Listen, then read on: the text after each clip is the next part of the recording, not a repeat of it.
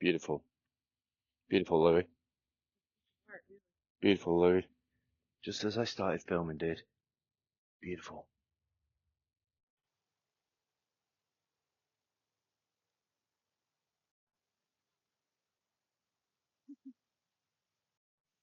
1 2 1 2 1 2. Good morning.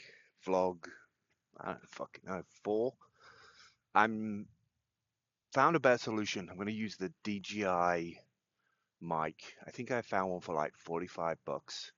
That's going to do what I need it to do.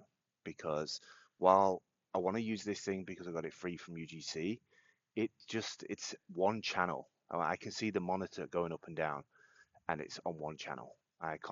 It's 2026. I can't like deal with just like mono audio. Um, Thought that went through my head this morning is anything that we build with these AI tools is has a need to be maintained, and that means that we always have to have a subscription, or we always have to have a model of some kind that can A, fix our existing work, and B, defend it. So I think we're fucked because we constantly have to have a subscription to the latest model to make sure our code is secure. And it feels like the ultimate grift in technology. Even though I love AI to bits, the idea that code bases now need the latest frontier model to be defended or at least secured because of like the sheer amount of knowledge that these tools have aggregated uh, it feels like that IBM statement of like you will own nothing and you will be okay with it or something like that. They were like a whole like subscription thing. You remember in the 80s they were like you'll have a dumb terminal on the desk. I mean lots of councils went that route. They had a thin client. They had like a keyboard and mouse and monitor and like a really thin client PC underneath the desk, and then all the processing power was back at the computer room. So I don't know. We'll see how it pans out. Is looking for spots to be able to like hook up a mic or like a tripod. Um, Today we're doing 3 laps just so that I can break off and go and do a little recording. I freaking turned into my dad, dude. Like I remember my dad having a headset, like a red headset in Spain while we're walking through a Spanish market with a fucking FM aerial up here and it being massive. It wasn't like modern day electronics. It was literally like had a fucking like an adjustable wheel on it to tune it in. And looking back now, I'm wondering if my dad got that because he just didn't want to engage and have conversations with everybody, or if he just like really did like the idea of the technology. But I remember him having these like luminescent like green speedos, no top, and this headset. What a G. I also remember him getting not arrested, but like getting pulled to one side in the airport for having a leather jacket over one shoulder, walking through the airport. Uh, Very cocky David style, like I'm going home, I'm going back home. Um, yeah, I don't know why that came into my brain. Maybe just looking at the headset. It's a beautiful day today. I hope people are getting out and about and exercising. I feel comfortable again to get back into video blogging. It's been a long while. I kind of want to take it to a little bit more of a further degree, like some of the spots that we go to, some of the food places that we go to. I know there's a bunch of vloggers out there that like want to see your day and what it consists of, and the area and the place and what you interface with. I'm a little bit more private than that. I prefer it to be kind of curated and shaped rather than just being like super loose with it. I wish I could be super loose with it, but I just don't feel comfortable and safe with that. Not yet. I don't know why. And maybe it's just me, but like I always said that to my daughter when we were like doing vlogging.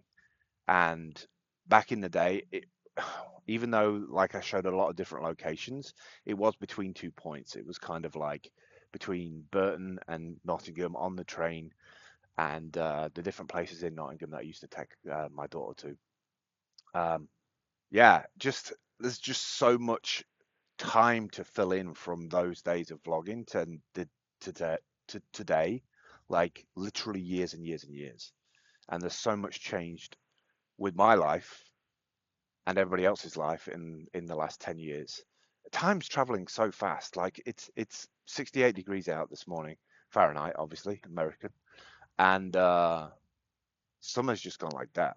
Like we're August the what, 18th today? Like it's going to be Christmas before we know it.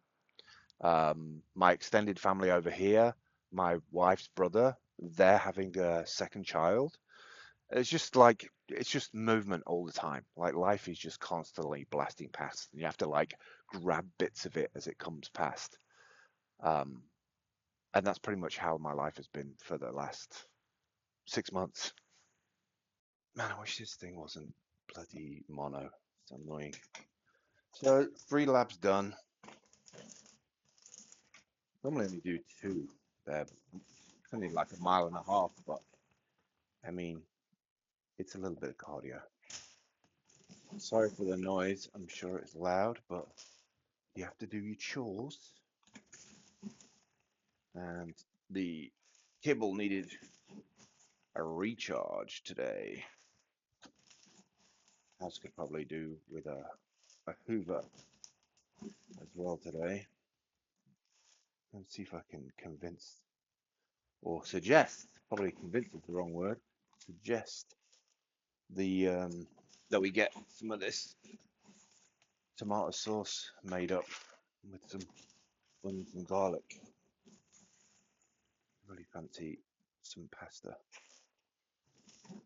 Seriously considering going and getting a breakfast sandwich as well, because we don't think we've got that many eggs in. Stop buying so much the eggs from Costco. Just don't trust food at the moment. Like it's such a point to bring up actually. Like food in the US is completely feels completely different than food in the UK because of all the different European standards in terms of food production and what you're getting in the food and what's in the food. Like if you read the package of a American food item, like it's either fantastic or it's like scary and you have to research it.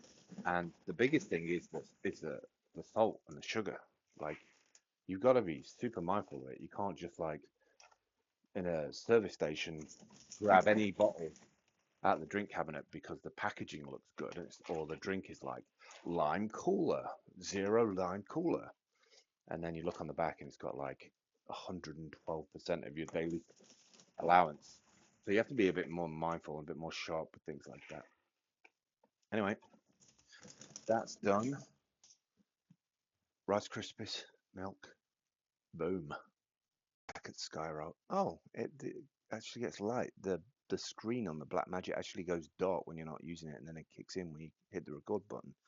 See, I love little features like that. It makes such a difference. It's using less power, not draining your battery. Proper filmmaker style. One of the things I quickly wanted to finish off with today is about the ResMed 11 Air thing, whatever it is. Just let me get the container for it. So it's called the ResMed like Airstream 11 something maybe. This weird contraption here is like the water vessel that you have to use distilled water in. And you have to make sure it's below that max line. So I have to redo it every morning.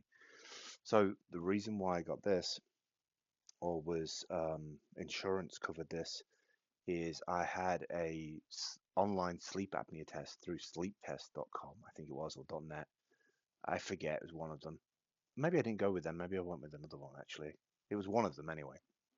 And what they do is they send out a little like ring thing, and then you wear that for 2 nights, and they look at the data. You send it back to them. They look at the data, and they let you know where you're at. And so I had like a mild OSA, which is like an obstruction. The snoring was coming from like the tongue falling back into your throat, and just like the raspy noise of like people trying to like gasp for air almost. And the problem with not being able to sleep properly like that is that you have less oxygen to your brain. And so what happens then is also like there's like an oxidization happens with the blood. Uh, I think it's the blood. Either way, there's this thing that gets generated because of that. And so I was having tablets to kind of offset that in the hope that that would help in some way. And then when this got approved, it's kind of like you put the face mask on and you have like these two nasal things that go here. And it takes a little bit of getting used to. At first, I had to wear this like headband to keep my mouth closed, but you can't open your mouth because like it's crazy. It's like being Darth Vader. You just hear this like wind coming out. But it was difficult at first, but I've slowly got used to it. You breathe in and out naturally through your nose, so your nose needs to be unblocked. And sometimes my nose is blocked, so I can't use it. But when I do use it, the clarity that I feel in the morning from using one of this, and the fact that I don't snore, so I don't wake my partner up, is insane. Like it's night and day difference between waking up and being like completely foggy. So I may do more on this, but it's really easy to upkeep it. You change the filter in the back, you take the pipe out, you clean the pipe with water. The pipe has got like a conditioning system with like a wire that goes through it. The face mask has a little bit that you can unclip and clip out. It's got like a clip thing on your head that you can like unclip to go to the toilet in the night. It's a cool little machine, and I really think it's doing me some good. It's probably been about 45 days now since I've had it, and I feel loads better. Even though I'm not getting longer sleep, the sleep that I am getting is good. So like even if I get 6.5 hours sleep, I still get like 3 hours recovery, which on Whoop is pretty good for me, to be honest. And I've been getting, I think I got my like, I hit my 200 green recovery today, which tells you like I've had it for like a year and a half and I've only had 200 green recovery. So you can tell how bad things got at one point. So I'm thankful for it. Um, that's it today. I will catch up with you soon. I'm going to go and sit at the computer and press the enter key multiple times. Vibe coding, baby.